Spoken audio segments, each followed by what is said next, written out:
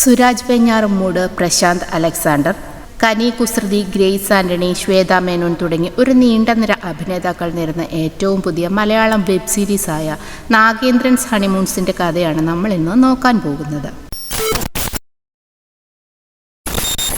1978 കാലഘട്ടത്തിൽ നടക്കുന്ന ഒരു കഥയാണിത്.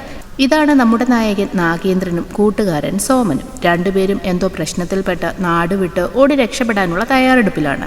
പിടിക്കപ്പെട്ടാൽ ജീവിതകാലം മുഴുവൻ ജയിലിൽ കിടക്കേണ്ടി വരും, ഇനി എനിക്ക് സ്വസ്ഥമായി ജീവിക്കാൻ കഴിയില്ലെന്നൊക്കെ പറഞ്ഞ് നാഗേന്ദ്രൻ കരയുമ്പോൾ സോമൻ, നമുക്ക് രക്ഷപ്പെടാനല്ലേ നമ്മൾ ഇതൊക്കെ ചെയ്തത്, നമുക്ക് അവസാനമായി ഒരിക്കൽ കൂടി കളിച്ചേ മതിയാവൂ എന്നൊക്കെ പറഞ്ഞ് നാഗേന്ദ്രനെ സമാധാനിപ്പിക്കുന്നു. ആ സീൻ കട്ടായതിനു ശേഷം ഒരു ഫ്ലാഷ് ബാക്ക് ആണ് കാണിക്കുന്നത്. ഇത് നാഗേന്ദ്രന്റെ അമ്മ. വെള്ളായണിയിലാണ് നാഗേന്ദ്രനും അമ്മയും മാത്രമുള്ള കുടുംബം താമസിക്കുന്നത്. കുഴിമടിയനായ മകന് വേണ്ട ഭക്ഷണവും കുടിക്കാൻ ചൂടുവെള്ളം വരെ ഉണ്ടാക്കി വെച്ച് കൂലിപ്പണിക്ക് പോയി മോനെ പോറ്റുന്ന ഒരു പാവമാണ് നാഗേന്ദ്രന്റെ അമ്മ. മകനാണെങ്കിൽ അമ്മ ഒരുക്കുന്ന സൗകര്യങ്ങളിലൊക്കെ സുഖിച്ച് അങ്ങനെ മേലനങ്ങാതെ കഴിയുന്നൊരു കുഴിമടിയനും.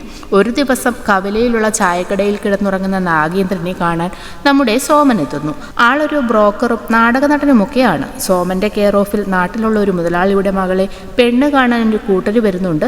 കൂടെ വന്നാൽ നല്ല കോഴിക്കറിയും ചോറും തരാമെന്ന് പറയുന്നത് ചായക്കിടയിൽ കിടന്നുറങ്ങുകയായിരുന്ന നാഗേന്ദ്രൻ ഒന്നും നോക്കാതെ സോമനോടൊപ്പം പോകും വഴി നാഗേന്ദ്രന്റെ മുറപ്പെണ്ണായ ജാനകിയെ അവർ കാണുന്നു. എത്രയും പെട്ടെന്ന് നാഗേന്ദ്രനുമായുള്ള കല്യാണം നടത്താൻ വീട്ടുകാർ തീരുമാനിച്ചിരിക്കുകയാണെന്ന് ജാനകി പറയുമ്പോൾ തനിക്ക് കല്യാണത്തിന് തീരെ താല്പര്യമില്ലെന്ന് മുഖത്തടിച്ച് നാഗേന്ദ്രൻ ജാനകിയോട് പറയുന്നു. ഇത് കേട്ട് ജാനകിക്ക് വളരെ സങ്കടമാകുന്നു. ഇതറിയുന്ന നാഗേന്ദ്രന്റെ അമ്മ മകനെ വഴക്കു പറയുകയും ഉപദേശിക്കുകയും ഒക്കെ ചെയ്തു നോക്കുന്നു. എങ്കിലും നാഗേന്ദ്രന് ഒരു കുലുക്കവുമില്ല. അവന്റെ അഭിപ്രായത്തിൽ ഒരു പെണ്ണു വന്നു കയറിയാൽ ജീവിതത്തിലെ ഉള്ള സമാധാനം മുഴുവൻ പോകും എന്നതാണ്. പക്ഷേ കാര്യം അതൊന്നുമല്ല. ഒരു പെണ്ണു വന്നു കയറിയാൽ താൻ ജോലിക്ക് പോകേണ്ടി വരും, അവളെ കൂടെ പോറ്റേണ്ടി വരും എന്നതൊക്കെയായിരുന്നു നാഗേന്ദ്രന്റെ സങ്കടം. പിറ്റേന്നും സോമൻ നാടകം കഴിഞ്ഞ് നേരെ നാടകവേഷത്തിൽ തന്നെ നാഗേന്ദ്രനെ കാണാനായി എത്തുന്നു. അവരുടെ രണ്ടിൻ്റെയും കോമൺ ആയിട്ടുള്ളൊരു കൂട്ടുകാരനായ പൗലോസ് കുവൈറ്റിൽ നിന്ന് വന്നിട്ടുണ്ട്. വഴിയിൽ വെച്ചവനെ കണ്ടിരുന്നതായും രാത്രി രണ്ടുപേരും അവനെ കാണാൻ ചെല്ലണമെന്ന് പറഞ്ഞിട്ടുണ്ടെന്നുമൊക്കെ സോമൻ നാഗേന്ദ്രനോട് പറയുന്നു. അങ്ങനെ രണ്ടാളും കൂടി രാത്രി പൗലോസിനെ പോയി കാണുന്നു. കുവൈറ്റിന് പോയിട്ട് 8 വർഷത്തിന് ശേഷമാണ് പൗലോസ് നാട്ടിലേക്ക് വരുന്നത്. ഒരു പുത്തൻ പണക്കാരൻ്റെ പത്രാസ് കാണിക്കുന്ന പൗലോസിനെ വായും പൊളിച്ചു നോക്കിയിരിക്കുകയാണ് നമ്മുടെ നാഗേന്ദ്രൻ. പൗലോസ് വിദേശത്ത് പോയ കഥയും കാശുണ്ടാക്കിയ കഥയും ഒക്കെ പറയുമ്പോൾ സോമനും നാഗേന്ദ്രനും അതൊക്കെ കേട്ട് വെള്ളവും അടിച്ചിരിക്കുകയാണ്. അങ്ങനെ ആ സംസാരത്തിനിടയിൽ പൗലോസിന് നാട്ടിലെ ഒരു പ്രമാണിയുടെ മകൾ റോസിയെ കെട്ടാൻ ആഗ്രഹമുണ്ടെന്ന് പൗലോസ് പറയുന്നു. ബ്രോക്കർ ആയതുകൊണ്ട് തന്നെ സോമൻ അത് ഓക്കെ ആക്കി എടുക്കാമെന്നും പറയുന്നു. അങ്ങനെ വെള്ളമടിയൊക്കെ കഴിഞ്ഞ് രാത്രി നാട്ടിലുള്ള ഒരു വേശ്യാസ്ത്രീയുടെ അടുത്തേക്കാണ് പൗലോസ് പോകുന്നത്. പുറത്ത് കാവലായി നാഗേന്ദ്രനും. ആ സ്ത്രീയെ അവിടെ താമസിപ്പിച്ചിരിക്കുന്നത് തമിഴനായ ഒരു മുതലാളിയായിരുന്നു. എന്നാൽ അന്ന് രാത്രി അയാൾ ആ സ്ത്രീയെ കാണാനായി അവിടേക്ക് വരുന്നു. പുറത്ത് ചെരുപ്പ് കിടക്കുന്നത് കണ്ട് അകത്ത് ആളുണ്ടെന്ന് മനസ്സിലാക്കുന്ന മുതലാളി ആകെ ബഹളം വയ്ക്കും. പിടിവീഴുമെന്ന നിലയിലാകുമ്പോൾ നാഗേന്ദ്രൻ ഒരു കുപ്പി മുതലാളിയുടെ കാറിന്റെ ചില്ലിലെറിഞ്ഞ് അയാളുടെ ശ്രദ്ധ തിരിക്കുന്നു. ഈ സമയം പൗലോസിനെ ആ വീട്ടിൽ നിന്നും അതിവിദഗ്ധമായി തന്നെ നാഗേന്ദ്രൻ രക്ഷിക്കുകയും ചെയ്യുന്നു. അതോടെ തന്റെ മാനം രക്ഷിച്ച നാഗേന്ദ്രന് എന്ത് വേണമെങ്കിലും തരാമെന്ന് പൗലോസ് പറയുന്നു. പൗലോസിന്റെ പത്രാസിൽ മയങ്ങിയ നാഗേന്ദ്രൻ ഈ സമയം തനിക്കും കുവൈറ്റിൽ പോകണമെന്ന് പൗലോസിനോട് പറയും. ശരി, ഞാൻ നിന്നെ കൊണ്ടുപോകാമെന്ന് പൗലോസും പറയും. ശേഷം പൗലോസ് റോസിയെ കെട്ടുന്നു. കല്യാണം കഴിയുന്നതോടെ പൗലോസ് ഇനി കുവൈറ്റിൽ പോകുന്നില്ല, പകരം നാട്ടിലൊരു തുണിക്കട ഇടാൻ തീരുമാനിച്ചുവെന്ന് കൂട്ടുകാരോട് പറയുന്നു. എന്നാൽ 3 മാസത്തിനുള്ളിൽ നാഗേന്ദ്രനെ കുവൈറ്റിലേക്ക് കയറ്റിവിടും. അതിന് ഒരു 17,000 രൂപ വേണ്ടിവരുമെന്നും പൗലോസ് പറയുന്നു. നാഗേന്ദ്രൻ നേരെ അമ്മയോട് വന്ന് കാശ് ചോദിക്കുമെങ്കിലും അമ്മ അവനെ ആട്ടിവിടുന്നു. ശേഷം സോമനെ തന്നെ നാഗേന്ദ്രൻ ആശ്രയിക്കും. അയാളുടെ അവസ്ഥയും വളരെ പരുങ്ങലിലായിരുന്നു. എങ്കിലും കാശുണ്ടാക്കാൻ സോമൻ നാഗേന്ദ്രന് ഒരു വഴി പറഞ്ഞു കൊടുക്കുന്നു. അതായിരുന്നു ജാനകിയുമായുള്ള കല്യാണം. കിട്ടുന്ന സ്ത്രീധനത്തുക ഉപയോഗിച്ച് കുവൈറ്റിൽ നിനക്ക് പോകാം, പിന്നെ വേണമെങ്കിൽ തിരികെ വന്നാൽ മതിയല്ലോ എന്നൊക്കെ സോമൻ പറയുന്നു. സോമൻ അങ്ങനെ നിർദ്ദേശിക്കുന്നത് കൊണ്ട് മാത്രം ജാനകിയുമായുള്ള നാഗേന്ദ്രന്റെ കല്യാണം നടക്കും. എന്നാൽ കല്യാണം കഴിഞ്ഞാണ് ജാനകിയുടെ വീട്ടിൽ നിന്നും നയാ പൈസയും ഒരു തരി പൊന്നും പോലും കിട്ടില്ലെന്ന കാര്യം നാഗേന്ദ്രന് മനസ്സിലാകുന്നത്. അതോടെ നാഗേന്ദ്രന് കലി ഇളകുന്നു. നാഗേന്ദ്രൻ ആ കലി നേരെ വന്ന് സോമന്റെ നേർക്ക് തീർക്കുന്നു. ഇനി കാശുണ്ടാക്കാനുള്ള അടുത്ത വഴി എന്താണെന്ന് സോമനുമായി ആലോചിക്കുന്നു. എന്നാൽ അന്ന് രാത്രി സോമന്റെ ഒരു കൂട്ടുകാരനായ ബ്രോക്കർ ഒരു ക്രിസ്ത്യാനി പയ്യനെ വേണമെന്ന് പറഞ്ഞ് സോമനെ വന്ന് കാണുന്നു. എന്നാൽ പിന്നെ അത് നാഗേന്ദ്രനെയാക്കാമെന്ന് സോമനും തീരുമാനിക്കും. അങ്ങനെ അന്ന് രാത്രി സോമനും നാഗേന്ദ്രനും ആ നാട് വിടുന്നു. പത്തനംതിട്ടയിലെ റാന്നിയിലെ ഒരു പെൺകുട്ടിക്ക് കല്യാണം അന്വേഷിച്ചാണ് സോമന്റെ കൂട്ടുകാരൻ അന്ന് വന്നിരുന്നത്. ആ വീടാണ് അടുത്തത് കാണിക്കുന്നത്. അതായത് നമ്മുടെ ലില്ലിക്കുട്ടിയുടെ വീട്. 16 തവണ പെണ്ണുകാണൽ നടന്നിട്ടും അതെല്ലാം മുടങ്ങിയതിന് ലില്ലിക്കുട്ടിയുടെ അപ്പൻ മകനെ തെറി പറഞ്ഞുകൊണ്ടേയിരിക്കുകയാണ്. ലില്ലിക്കുട്ടിയുടെ ആങ്ങള ഒരു പോലീസുകാരനാണ്. തന്റെ പെങ്ങളുടെ കല്യാണങ്ങൾ മുടങ്ങുന്നതിന് ഒരു കാരണവുമുണ്ട്. ലില്ലിക്കുട്ടിക്ക് അല്പം മെന്റൽ പ്രോബ്ലം ഉള്ള കൂട്ടത്തിലാണ്. എന്നാൽ അത് കാരണമാണ് കല്യാണങ്ങൾ മുടങ്ങുന്നതെന്ന് വിശ്വസിക്കാൻ അവളുടെ അപ്പന് തീരെ താല്പര്യമില്ല. ലില്ലിക്കുട്ടിയുടെ കല്യാണക്കാര്യം മകൻ ഉപേക്ഷ വിചാരിക്കുകയാണെന്നും അങ്ങനെ കല്യാണം കഴിച്ചു വിടാതിരിക്കുന്നതിലൂടെ മുഴുവൻ സ്വത്തും അയാൾക്ക് സ്വന്തമാകുമെന്നുമാണ് അപ്പന്റെ വിചാരം. ലില്ലിക്കുട്ടിയുടെ കല്യാണം നടത്തിയില്ലെങ്കിൽ നയാ പൈസ ഞാൻ നിനക്ക് തരില്ല, എല്ലാം ഞാൻ പള്ളിക്ക് എഴുതി കൊടുക്കും എന്നൊക്കെ അപ്പൻ മകനോട് പറയുന്നു. അതോടെ എങ്ങനെയെങ്കിലും കല്യാണം നടത്താൻ അയാളും തീരുമാനിക്കും. കല്യാണം നടക്കാത്തതിൽ മനം നൊന്ത് കഴിയുന്ന ലില്ലിക്കുട്ടിയെ വന്ന് കണ്ട്, നാളെ ഒരു കൂട്ടര് നിന്നെ പെണ്ണു കാണാൻ വരുന്നുണ്ട്, മോൾക്ക് ഇഷ്ടപ്പെട്ടാൽ നമുക്ക് എത്രയും പെട്ടെന്ന് കല്യാണം നടത്താമെന്നൊക്കെ ആങ്ങള പറയുന്നു. ഇതൂടെ നടന്നില്ലെങ്കിൽ ഞാൻ വീടിന് തീയിടുമെന്ന് ലില്ലിക്കുട്ടിയും പറയും. അങ്ങനെ ഏതായാലും നമ്മുടെ നാഗേന്ദ്രൻ ജോസഫ് എന്ന പേരിൽ ലില്ലിക്കുട്ടിയെ പെണ്ണു കാണാനായി വരുന്നു. എല്ലാവർക്കും ഇഷ്ടമാകുന്നതുകൊണ്ട് കല്യാണവും നടക്കും. പിറ്റേന്ന് രാവിലെ തന്നെ സ്വത്തിൻ്റെ കാര്യങ്ങളൊക്കെ നാഗേന്ദ്രനോട് ആങ്ങള സംസാരിക്കുന്നു. വീടും കുറച്ച് സ്ഥലവും ലില്ലിക്കുട്ടിയുടെ പേർക്ക്. ടൗണിൽ കുറച്ച് സ്ഥലമുള്ളത് വിറ്റ് എനിക്ക് വിദേശത്ത് പോകണമെന്നാണ് ആഗ്രഹമെന്നും അയാൾ നാഗേന്ദ്രനോട് പറയുന്നു. കൂടാതെ ബാങ്കിൽ കിടക്കുന്ന ഏകദേശം 3000 രൂപയും അയാൾ എടുത്ത് തരാമെന്ന് പറയും. വിചാരിച്ച പോലെ സ്ത്രീധനം കട്ടിക്ക് കിട്ടിയില്ലെങ്കിലും ഉള്ളതാകട്ടെ എന്ന് കരുതി അതുമായി മുങ്ങാൻ സോമനുമായി നാഗേന്ദ്രൻ ആലോചിച്ച് തീരുമാനിക്കുന്നു. അങ്ങനെ ഒരു ബന്ധു മരിച്ചെന്ന് പറഞ്ഞ് ഉള്ള കാശും വാങ്ങി ലില്ലിക്കുട്ടിയുടെ യാത്രയും പറഞ്ഞ് അവിടെ നിന്ന് സോമനും നാഗേന്ദ്രനും ഇറങ്ങുന്നു. ശേഷം ഇവർ പോകുന്നത് കാസർഗോഡാണ്. അവിടെ ഒരു സമൂഹ വിവാഹത്തിലൂടെ പെണ്ണ് കെട്ടാനാണ് രണ്ടുപേരുടെയും വരവ്. ആ സമൂഹ വിവാഹത്തിൽ പങ്കെടുക്കുന്ന ആൾക്ക് 3 പവൻ സ്വർണവും 2000 രൂപയും പള്ളി കമ്മിറ്റി നൽകുന്നുണ്ടായിരുന്നു. അവിടെ ഒരു ലോഡ്ജിൽ സോമനും നാഗേന്ദ്രനും താമസിക്കുന്നു. കല്യാണ കമ്മിറ്റിയിലെ ബഷീർ എന്നൊരാൾ സോമന്റെ ഫ്രണ്ടായിരുന്നു. അയാൾ വഴിയാണ് സമൂഹ വിവാഹത്തിൽ വരന്മാരുടെ ലിസ്റ്റിൽ അലി എന്ന പേരിൽ നാഗേന്ദ്രൻ കയറിപ്പറ്റുന്നത്. അങ്ങനെ പേരും ലുക്കുമൊക്കെ മാറ്റി നിക്കാഹിന് നാഗേന്ദ്രൻ എന്ന അലി റെഡിയാകുന്നു. ലൈല സുൽത്താന എന്നൊരു സ്ത്രീയെയാണ് അലി എന്ന നാഗേന്ദ്രൻ കെട്ടേണ്ടിയിരുന്നത്. നിക്കാഹിനായി ലൈലയെ വിളിക്കുമ്പോൾ അവര് സ്റ്റേജിലേക്ക് വരുന്നത് കണ്ട് നാഗേന്ദ്രനും സോമനും ഒന്ന് ഞെട്ടിപ്പോകും. അതിന് കാരണം അന്ന് രാവിലെ ലൈലയെ സോമനും നാഗേന്ദ്രനും അങ്ങോട്ടുള്ള യാത്രക്കിടയിൽ ഒന്ന് കണ്ടിരുന്നു. ഒറ്റയ്ക്ക് നടന്നു വരുന്ന ലൈലയെ ഒരു വാനിലെത്തുന്ന കുറച്ചു പേർ ആക്രമിക്കാനൊരുങ്ങുന്നു. എന്നാൽ പുല്ലുപോലെ ലൈല അവരെയെല്ലാം അടിച്ചൊതുക്കുന്നതാണ് നാഗേന്ദ്രനും സോമനും കാണുന്നത്. പേടിയോടെയാണെങ്കിലും കാശിന്റെ കാര്യം കൊണ്ടും സോമൻ കൊടുക്കുന്ന ധൈര്യത്താലും നാഗേന്ദ്രൻ ലൈലയെ നിക്കാഹ് ചെയ്യും. പക്ഷേ കമ്മിറ്റിക്കാർ കൊടുക്കുന്ന സ്വർണവും പണവും കൈപ്പറ്റുന്നത് ലൈലയാണ്. അതുകൊണ്ട് അത് കൈക്കലാക്കുന്നതുവരെ ലൈലയുടെ കൂടെ തന്നെ തങ്ങാൻ സോമൻ നാഗേന്ദ്രനോട് പറയുന്നു. റൂമിലെത്തുന്ന ലൈല കിട്ടിയ സ്വർണ്ണ നാണയങ്ങൾ ബ്ലൗസിനകത്തും കാശ് പേഴ്സിലാക്കി തലയിണയുടെ അടിയിലും സൂക്ഷിച്ചു വെക്കുന്നു. അങ്ങനെ അത് കൈക്കലാക്കാൻ വേണ്ടി അന്ന് രാത്രി ലൈലയോടൊപ്പം നാഗേന്ദ്രൻ അവിടെ താമസിക്കും. റൂമിലെത്തുന്ന നാഗേന്ദ്രനോട് തന്നെ പേടിയാണോ എന്ന് ലൈല ചോദിക്കുന്നു. എന്തിനാണ് രാവിലെ അവരുമായി തല്ലുണ്ടാക്കിയെന്ന് നാഗേന്ദ്രൻ ചോദിക്കുമ്പോൾ ലൈല തന്റെ കഥ പറയാനായി തുടങ്ങും. പണ്ടൊരിക്കൽ ലൈലയെ ഒരാൾ നിക്കാഹ് കഴിച്ചിരുന്നു. നിക്കാഹ് കഴിഞ്ഞുള്ള ജീവിതം വളരെ സന്തോഷത്തോടെ പോകുന്നതിനിടയിൽ ഭർത്താവ് മറ്റൊരു സ്ത്രീയുമായി കഴിയുന്നത് ലൈല സ്വന്തം കണ്ണിൽ കാണേണ്ടി വരുന്നു. അതിന്റെ പേരിൽ രണ്ടാളും തമ്മിൽ വഴക്കുണ്ടാക്കും. അങ്ങനെയുണ്ടായ വഴക്കിൽ ലൈലയെ അയാൾ ഉപദ്രവിക്കുന്നു. പ്രാണരക്ഷാർത്ഥം ലൈല തന്റെ ഭർത്താവിനെ കുത്തിക്കൊലപ്പെടുത്തുന്നു. അങ്ങനെ ജയിലിൽ പോയ ശേഷം തിരികെ ജയിലിൽ നിന്നിറങ്ങിയ ലൈലയെ ഭർത്താവിന്റെ വീട്ടുകാര് പിന്തുടർന്ന് വഴക്കുണ്ടാക്കുകയായിരുന്നു. അങ്ങനെയാണ് അവരുമായിട്ട് രാവിലെ അവൾ അടിയിടുന്നത്. നിങ്ങളെ കണ്ടിട്ട് പാവമാണെന്ന് തോന്നുന്നു, എന്നും എൻ്റെ കൂടെ ഉണ്ടായാൽ മതി, ഞാൻ കഷ്ടപ്പെടുത്തില്ലെന്നൊക്കെ പറഞ്ഞ് ലൈല നാഗേന്ദ്രനൊപ്പം ജീവിക്കാൻ തയ്യാറാകും. എന്നാൽ പാതിരാത്രിയാകുന്നതോടെ നാഗേന്ദ്രൻ തൻ്റെ തനി സ്വഭാവം പുറത്തെടുക്കും. കാശും പണവും അലമാരി മുഴുവൻ തപ്പുമെങ്കിലും കിട്ടില്ല. അങ്ങനെ നിരാശനായി പുറത്തേക്ക് പോകാൻ തുടങ്ങുമ്പോൾ ലൈലയുടെ ബ്ലൗസിനകത്ത് നിന്ന് ഒരു സ്വർണ്ണ നാണയം താഴെ വീഴുന്നു. ഒരെണ്ണം കൂടി ബ്ലൗസിൽ നിന്ന് വീഴാനായി ഇരിക്കുന്നുണ്ട്. എങ്കിലും അതും കൂടി എടുത്ത് വെറുതെ ലൈലയെ ഉണർത്തി തല്ല് വാങ്ങണ്ട എന്ന് കരുതി കിട്ടിയ ഒരു സ്വർണ്ണ നാണയം മാത്രം എടുത്ത് സോമന്റെ അടുത്തേക്ക് നാഗേന്ദ്രൻ പോകുന്നു. ഇതേസമയം ലില്ലിക്കുട്ടിയുടെ വീട്ടിൽ നിന്ന് നാഗേന്ദ്രൻ പോയിട്ട് ഏകദേശം 2 ആഴ്ചയായിരുന്നു. അതിന്റെ പേരിൽ ലില്ലിക്കുട്ടിയുടെ അപ്പൻ തെറിവിളി തുടങ്ങിയിരുന്നു. പെട്ടെന്ന് ലില്ലിക്കുട്ടിയുടെ നാത്തൂൻ ഒരു ന്യൂസ് പേപ്പർ കൊണ്ടുവന്ന് ലില്ലിക്കുട്ടിയുടെ ആങ്ങളയെ കാണിക്കുന്നു. നാഗേന്ദ്രന്റെയും ലൈലയുടെയും വിവാഹ വാർത്ത അച്ചടിച്ച പത്രമായിരുന്നു അത്. അതോടെ നാഗേന്ദ്രൻ ചതിക്കുകയായിരുന്നുവെന്ന് മനസ്സിലാക്കുന്ന അയാൾ നാഗേന്ദ്രനെ കണ്ടുപിടിക്കാനായി തീരുമാനിക്കും. അടുത്ത് കാണിക്കുന്നത് ഒറ്റപ്പാലത്തെ ഒരു ബ്രാഹ്മണ കുടുംബമാണ്. അവിടുത്തെ സാവിത്രി എന്ന അവിവാഹിതയായ പെൺകുട്ടിക്ക് ഗർഭം. നാട്ടുകാരറിഞ്ഞ് നാണം കെടുന്നതിന് മുമ്പ് അവർക്ക് വിവാഹം നടത്തണം. സാവിത്രിയുടെ അച്ഛൻ അവളെ അങ്ങനെ കെട്ടിക്കാൻ മനസ്സില്ലെങ്കിലും 2ാം വേളിയുടെ നിർബന്ധം കാരണം സാവിത്രിയുടെ വേളി നടത്താൻ തീരുമാനിക്കുന്നു.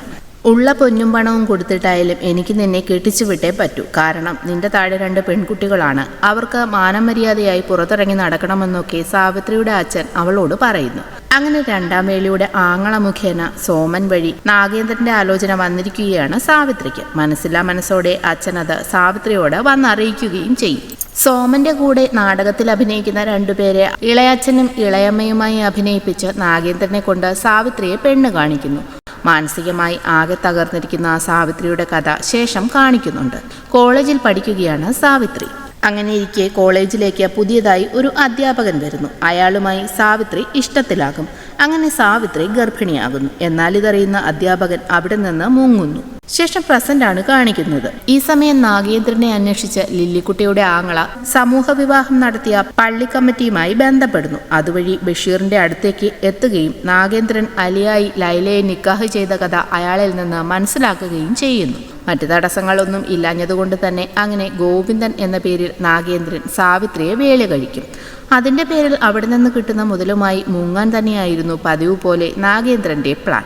ശേഷം പറഞ്ഞുറപ്പിച്ച കാശും വാങ്ങി രാത്രി അവിടെ നിന്ന് ചാടാൻ സോമൻ നാഗേന്ദ്രനോട് പറയുന്നു. പതിവ് പോലെ രാത്രി പെട്ടിയുമായി നാഗേന്ദ്രൻ വീട്ടിൽ നിന്ന് ഇറങ്ങാൻ ശ്രമിക്കുന്നെങ്കിലും നിറയെ അറകളും വാതിലുകളുമൊക്കെ ഉള്ള ഒരു വലിയ തറവാടായിരുന്നതുകൊണ്ട് തന്നെ കറങ്ങിത്തിരിഞ്ഞ് തുടങ്ങിയെടുത്ത് തന്നെ വന്നു നിൽക്കുന്ന നാഗേന്ദ്രനാകെ പട്ടുപിടിക്കുന്നു. ഇതിനിടെ വളരെ അവിചാരിതമായി തൂങ്ങിച്ചാകാൻ പോകുന്ന സാവിത്രിയെ നാഗേന്ദ്രൻ കാണുന്നു.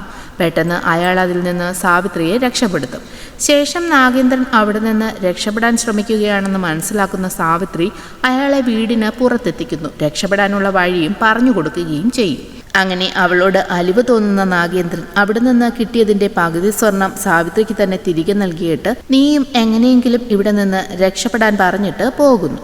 ശേഷം ലോഡ്ജിലെത്തി സോമനെയും കൂട്ടി ലോഡ്ജിലെ വാടകയും കൊടുക്കാതെ അവിടെ നിന്നും രക്ഷപ്പെടും. അടുത്ത് കാണിക്കുന്നത് ആലപ്പുഴയിലെ കൈനഗിരി എന്ന സ്ഥലമാണ്. അവിടെയുള്ള കുറെ ചെറുപ്പക്കാർ ചേർന്ന് ഒരു പിരിവ് നടത്തുകയാണ്. പിരിവിന് പിന്നിൽ ഒരു ചെറിയ കഥയുണ്ട്.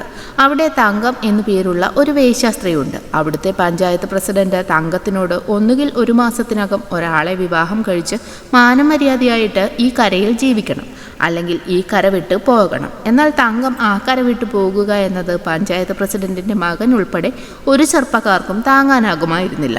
അതുകൊണ്ട് പ്രസിഡന്റിനെ ബോധ്യപ്പെടുത്താൻ പിരിവിട്ട് തങ്കത്തിനൊരു ഡമ്മി ഭർത്താവിനെ ഉണ്ടാക്കുകയാണ് ചെറുപ്പക്കാരുടെ ലക്ഷ്യം. 2500 രൂപയാണ് അവർ ഡമ്മി ഭർത്താവിന് കൊടുക്കാമെന്ന് പറഞ്ഞുറപ്പിച്ചിരിക്കുന്നത്. അതുണ്ടാക്കാനുള്ള തത്രപ്പാടിലാണ് അവർ. അങ്ങനെ തങ്കത്തിനെ കെട്ടാനായി വരുന്നത് നമ്മുടെ നാഗേന്ദ്രനാണ്. നാഗേന്ദ്രനെ ചെറുപ്പക്കാര് കാര്യമായിട്ട് തന്നെ സൽക്കരിക്കുന്നു. ഇതാണ് നമ്മുടെ തങ്കം. തങ്കത്തിന് വീടിന് ഫ്രണ്ടിൽ എത്തുമ്പോൾ തന്നെ സോമനും പിള്ളേരും സംസാരിച്ചു നിൽക്കുന്നതിനിടയിൽ നാഗേന്ദ്രൻ കുറച്ചങ്ങ് മാറി ഒറ്റയ്ക്ക് നിൽക്കുന്നു. ഇത് കണ്ട് തങ്കം തന്നെ കാണാൻ ആരോ വന്നതാണെന്ന് കരുതി നാഗേന്ദ്രനെ പിടിച്ച് അകത്തേക്ക് കൊണ്ടുപോകാനായിട്ട് ശ്രമിക്കുന്നു. ഇത് കാണുന്ന സോമനും പിള്ളേരും ഓടിവരും. അങ്ങനെ തങ്കവുമായുള്ള പെണ്ണ് കാണലും കഴിയുന്നു. ശേഷം അമ്പലത്തിൽ വെച്ച് തങ്കത്തിനെ നാഗേന്ദ്രൻ കെട്ടുന്നു. കെട്ടുകഴിഞ്ഞ് എന്തോ കാഴ്ചവസ്തു എന്ന പോലെ തങ്കം എല്ലാവരെയും നാട് മുഴുവൻ നാഗേന്ദ്രനെ കൊണ്ടു നടന്ന് കാണിക്കുന്നു. നാട്ടുകാരെ ബോധിപ്പിക്കാനുള്ളൊരു കെട്ടാണല്ലോ അത്. ഇതോടെ പഞ്ചായത്ത് പ്രസിഡന്റും ചമ്മിപ്പോകും. എന്നാൽ ഇവിടെയും നാഗേന്ദ്രനും സോമനും ചെറിയൊരു പണി കിട്ടും. പിള്ളേര് പൈസ കൊടുക്കുന്നതും തങ്കം ആ പൈസ വാങ്ങിക്കൊണ്ടങ്ങ് പോകും. അതുകൊണ്ട് തങ്കത്തിന്റെ കയ്യിൽ നിന്നും കാശ് കിട്ടുന്നതുവരെ അവിടെ തങ്ങാൻ നാഗേന്ദ്രനോട് പറഞ്ഞിട്ട് സോമൻ പോകുന്നു. അങ്ങനെ നാഗേന്ദ്രൻ തങ്കത്തിനോടൊപ്പം ജീവിതം തുടങ്ങും. പതിവ് പോലെ തങ്കത്തിന്റെ ഏർപ്പാടുകാർ ഓരോരുത്തരും അവളെ കാണാനായി വന്നു തുടങ്ങും. നാഗേന്ദ്രനെ നോക്കുകുത്തിയായി നിർത്തി തങ്കത്തിന്റെ പണി തുടർന്നുകൊണ്ടേയിരിക്കുന്നു. അമ്പലത്തിലെ പൂജാരിയും പോലീസും പഞ്ചായത്ത് പ്രസിഡന്റ് ഉൾപ്പെടെ പല പ്രമുഖരും തങ്കത്തിന്റെ അടുത്ത് വന്നു പോകുന്നു. ലില്ലിക്കുട്ടിയുടെ ആങ്ങള ഈ സമയം അന്വേഷണത്തിന്റെ ഭാഗമായി ഒറ്റപ്പാലം സ്റ്റേഷനിലും വരുന്നു. ലോഡ്ജിൽ താമസിച്ചിട്ട് കാശ് കൊടുക്കാതെ മുങ്ങിയ ഒരു കേസ് ഒറ്റപ്പാലം സ്റ്റേഷനിൽ വന്നിട്ടുണ്ടായിരുന്നു. അത് വെച്ച് അയാൾ ലോഡ്ജിൽ പോയി അന്വേഷിക്കുമ്പോൾ നാഗേന്ദ്രനെ ലോഡ്ജുകാരൻ തിരിച്ചറിയുന്നു. അങ്ങനെ അവിടെ തപ്പുന്നതിനിടയിൽ സോമന്റെ ഒരു ഫോട്ടോയും ലെറ്ററും ലില്ലിക്കുട്ടിയുടെ ആങ്ങളയ്ക്ക് കിട്ടുന്നു. അന്ന് രാത്രി തങ്കത്തെ കാണാൻ ഒരു പതിവുകാരൻ എത്തുന്ന സമയം നേരത്തെ കൈക്കലാക്കി സൂക്ഷിച്ചിരുന്ന കാശുമായി തങ്കത്തിന്റെ അടുത്തു നിന്നും നാഗേന്ദ്രൻ മുങ്ങുന്നു. സോമനെയും കൂട്ടി ആ നാടുവിടാൻ ബോട്ടിലേക്ക് കയറുമ്പോഴാണ് അടുത്ത പണി കിട്ടുന്നത്. ലില്ലിക്കുട്ടിയുടെ ആങ്ങള നാഗേന്ദ്രനെ തപ്പി കൈനഗിരിക്ക് വന്നിട്ടുണ്ടായിരുന്നു. അതോടെ സോമനും നാഗേന്ദ്രനും ഓടി രക്ഷപ്പെടാനായി ശ്രമിക്കുന്നു. പുറകെ നമ്മുടെ അളിയനും. ചിത്രത്തിന്റെ തുടക്കത്തിൽ നമ്മൾ കണ്ട സീൻ ഇതായിരുന്നു. 3 പേരും തമ്മിലുള്ള പിടിവലിക്കൊടുവിൽ ലില്ലിക്കുട്ടിയുടെ ആങ്ങളെ തള്ളിയിട്ടിട്ട് സോമനും നാഗേന്ദ്രനും രക്ഷപ്പെടുന്നു. അങ്ങനെ ഓടി രക്ഷപ്പെടുന്നതിനിടയിൽ സോമന്റെ ബാഗ് ലില്ലിക്കുട്ടിയുടെ ആങ്ങളയുടെ കയ്യിൽ അകപ്പെടും. ഒരുവിധം രക്ഷപ്പെട്ട ശേഷം എന്ത് ചെയ്യണമെന്ന് ആലോചിക്കുമ്പോൾ സോമൻ നമുക്ക് മദിരാശിക്ക് പോകാം, ലാസ്റ്റ് ഒരു കളി കൂടി കളിക്കാമെന്ന് നാഗേന്ദ്രനോട് പറയുന്നു. ശേഷം കാണിക്കുന്നത് പളനിയാണ്. അതുവരെ കിട്ടിയ തുകയും സ്വർണവുമെല്ലാം നാഗേന്ദ്രൻ ഒരു ചെറിയ തകരപ്പെട്ടിയിലാക്കി സൂക്ഷിച്ചിരിക്കുകയാണ്. അവിടെയുള്ള സോമന്റെ ഒരു കൂട്ടുകാരന്റെ കെയർ ഓഫിൽ അവിടെ നിന്നും ഒരു പെൺകുട്ടിയെ കെട്ടാനാണ് പ്ലാൻ. അച്ഛന് ക്യാൻസർ ബാധിച്ച ഒരു കുടുംബം. അയാൾക്ക് ഒരു മകൾ മാത്രമേ ഉണ്ടായിരുന്നുള്ളൂ. മൊഴി എന്നാണ് അവളുടെ പേര്. മരിക്കുന്നതിന് മുമ്പ് എങ്ങനെയെങ്കിലും മൊഴിയുടെ കല്യാണം നടത്താൻ അയാൾ കുറച്ച് കാശ് ചേർത്ത് വച്ചിട്ടുണ്ട്. കുട്ടിയെ കല്യാണം കഴിച്ചാൽ ആ പൈസ കിട്ടും. അത് തട്ടിയെടുക്കുക, അതാണ് പ്ലാൻ. അങ്ങനെ നാഗേന്ദ്രനും സോമനും വന്ന് പെണ്ണ് കാണുന്നു. ആദ്യത്തെ ആ കാഴ്ചയിൽ തന്നെ എന്തോ മൊഴിയെ നാഗേന്ദ്രന് വല്ലാതെ ഇഷ്ടപ്പെടുന്നു. ഈ സമയം പിടിവലിക്കിടയിൽ കിട്ടിയ സോമന്റെ ബാഗ് ലില്ലിക്കുട്ടിയുടെ ആങ്ങള പരിശോധിക്കുന്നു. പഴനിയിലുള്ള ഒരു സ്റ്റുഡിയോയിൽ നിന്നെടുത്ത ഒരു ഫോട്ടോ ബാഗിൽ നിന്നും അയാൾക്ക് കിട്ടും. അന്ന് രാത്രി ഈ പെൺകുട്ടിയെ കെട്ടാൻ എനിക്ക് വയ്യെന്ന് നാഗേന്ദ്രൻ സോമനോട് പറയും. കാരണം മറ്റുള്ളവരെ അപേക്ഷിച്ച് മൊഴി ഒരു നിഷ്കളങ്കയായിരുന്നു. അതുകൊണ്ട് അവളെ ചതിച്ചു കിടക്കാൻ തനിക്ക് കഴിയില്ലെന്ന് നാഗേന്ദ്രൻ പറയും. എന്നാൽ നമുക്ക് മുന്നിൽ മറ്റ് മാർഗങ്ങളില്ല, എങ്ങനെയും നമുക്ക് രക്ഷപ്പെട്ടേ മതിയാവൂ എന്നൊക്കെ സോമൻ പറയുന്നു. അങ്ങനെ സോമന്റെ നിർബന്ധപ്രകാരം നാഗേന്ദ്രൻ മൊഴിയെ വിവാഹം ചെയ്യുന്നു. എങ്കിലും കുറ്റബോധം സഹിക്കാനാവാതെ നാഗേന്ദ്രൻ അന്ന് രാത്രി ഒരുപാട് കുടിക്കുകയും മൊഴിയോട് എല്ലാം തുറന്നു പറയാൻ പോവുകയാണെന്നൊക്കെ സോമനോട് പറയുകയും ചെയ്യും. സോമൻ തടയുമെങ്കിലും നാഗേന്ദ്രൻ അത് കാര്യമാക്കാതെ മൊഴിയുടെ അടുത്തേക്ക് വരുന്നു. അപ്പനെ ഏൽപ്പിക്കാൻ പറഞ്ഞതാണെന്ന് പറഞ്ഞ് ഒരു ആഭരണപ്പെട്ടി നാഗേന്ദ്രനെ കൊണ്ട് മൊഴി കൊടുക്കുന്നു. അതോടെ നാഗേന്ദ്രൻ എല്ലാ സത്യവും മൊഴിയോട് തുറന്നു പറയും. ജാനകിയുടെയും ലില്ലിക്കുട്ടിയുടെയും ലൈലയുടെയും സാവിത്രിയുടെയും തങ്കത്തിൻ്റെയും എല്ലാവരുടെയും കഥകൾ അയാൾ പറയുന്നു. എല്ലാം കേൾക്കുന്ന മൊഴി ആകെ തകർന്നു പോകുന്നു. അവൾ ഒരുപാട് കരയും. ഒടുവിൽ കഴിഞ്ഞത് കഴിഞ്ഞു, ഇനിയൊരിക്കലും തന്നെ ചതിക്കില്ല എന്നുറപ്പുണ്ടെങ്കിൽ സത്യം ചെയ്യാൻ അവൾ പറയും. കാരണം എല്ലാവരെയും ചതിച്ചതുപോലെ തന്നെയും ചതിക്കാമായിരുന്നല്ലോ.